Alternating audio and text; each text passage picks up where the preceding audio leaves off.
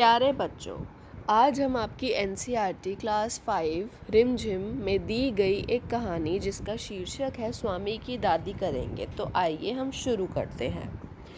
बैठक और भोजन कक्ष के बीच कम हवादार अंधेरे गलियारे की बंद सी कोठरी में स्वामीनाथन की दादी अपने सारे सामान के साथ रहती थी। उनका सामान था 5 दरियों, 3 चादरों, 5 तकियों वाला भारी भरकम बिस्तर, पटसन के रेशे का बना एक वर्गाकार बक्सा और लकड़ी का एक छोटा बक्सा जिसमें तांबे के सिक्के, इलायची, लौंग और सुपारी पड़े रहते थे। रात के भोजन के बाद स्वामीनाथन दादी के पास उनकी गोद में सिर रखे लौंग, इलायची की गंध भरे वातावरण में अपने को बहुत प्रसन्न और सुरक्षित महसूस कर रहा था।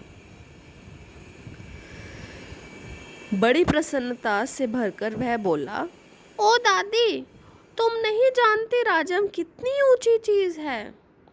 उसने दादी को राजम और मणि की पहले दुश्मनी और फिर दोस्ती की कहानी कह सुनाई। तुम्हें पता है, उसके पास सचमुच की पुलिस की वर्दी है, स्वामीनाथन बोला।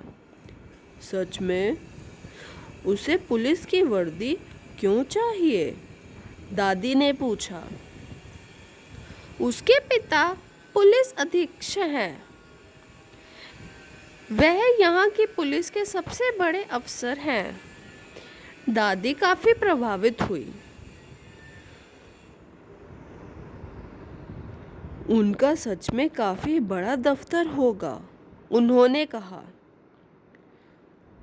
फिर उन्होंने उन दिनों की कहानी सुनानी शुरू की जब स्वामीनाथन के दादा रौबदार सब मैजिस्ट्रेट थे, जिनके दफ्तर में पुलिस वाले कांपते हुए खड़े रहते थे। उनसे डरकर खूंखार से खूंखार डाकू तक भाग खड़े होते थे। स्वामीनाथन अधीर होकर उनकी कहानी खत्म होने का इंतज़ार करने लगा, लेकिन दादी बोलती ही गई, इधर उधर भटकती हुई और अलग अलग समय पर घटी घटनाओं को गुडमुड़ा करती हुई। बस काफ़ी है दादी, उसने रूखे स्वर में कहा।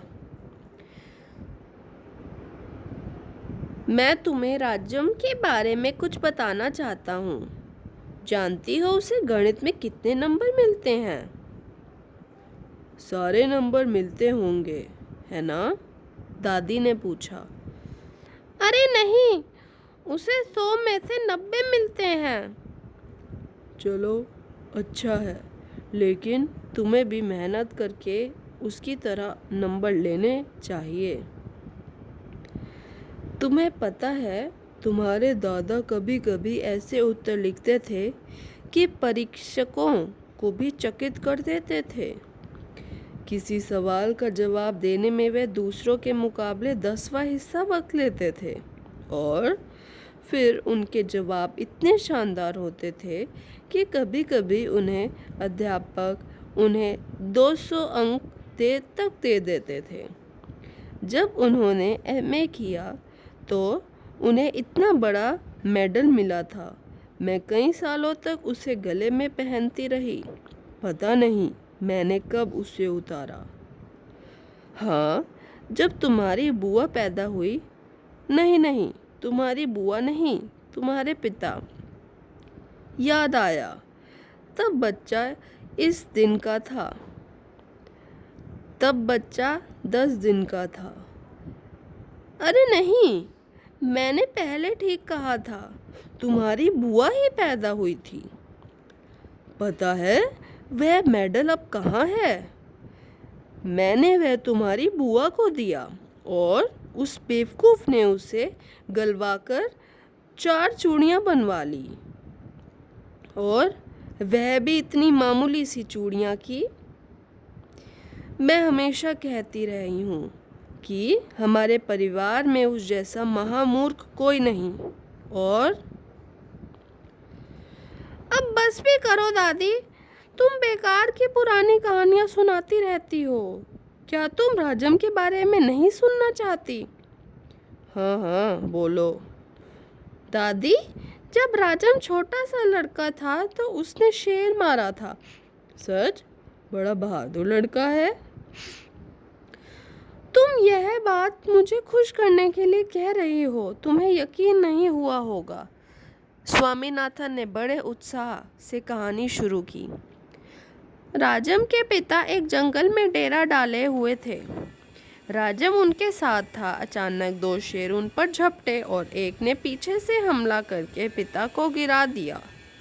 दूसरे ने राजम का पीछा किया। राजम एक झाड़ी के पीछे छुप गया और वहीं से गोली चलाकर शेरों को मार डाला। दादी, क्या तुम सो गई? उसने कहानी खत्म होने पर पूछा। नहीं बेटा, सुन रही हूँ। अच्छा बताओ, कितने शेर आए थे? 2 शेर राजम पर झपटे थे, दादी ने जवाब दिया। स्वामीनाथन दादी के गलत जवाब से चिढ़ गया। मैं तुम्हें इतनी ज़रूरी बातें बता रहा हूँ और तुम नींद में ना जाने क्या क्या उलझ-जुलझ कल्पना किए जा रही हो। अब मैं तुम्हें कुछ नहीं बताऊंगा। मैं जानता हूँ तुम क्यों ऐसा कर रही हो। तुम राजन को पसंद नहीं करती। नहीं नहीं, वह तो बहुत प्यारा लड़का है, दादी ने बड़े विश्वास से कहा। उन्होंने राजम को देखा तक नहीं था। स्वामीनाथन खुश हो गया। दूसरे ही क्षण उसके मन में एक नया संदेह पैदा हुआ। दादी, शायद तुम्हें शेर की कहानी पर विश्वास नहीं हो रहा। मैं एक एक शब्द पर विश्वास करती हूँ, दादी ने स्वर में मिठास भरकर कहा। स्वामीनाथन को इससे खुशी हुई, लेकिन उसने चेतावनी के तौर पर जोड़ा, जो भी उससे झूठ कहेगा वह उसे गोली मार देगा। दादी ने इसका समर्थन किया और हरिश्चंद्र की कहानी सुनाने की बात कही, जिसने वचन का पालन करने के लिए सिंहासन, पत्नी और बच्चे को खो दिया और अंत में उसे सब कुछ वापस मिल गया। उसने कहानी आधी ही सुनाई थी कि स्वामीनाथन खर्राटे लेने लगा। दादी भी रुक रुक कर बोलने लगी, फिर वह भी सो गई। तो बच्चों, ये थी हमारी कहानी जो कि आर के नारायण द्वारा लिखी गई है। Thank you.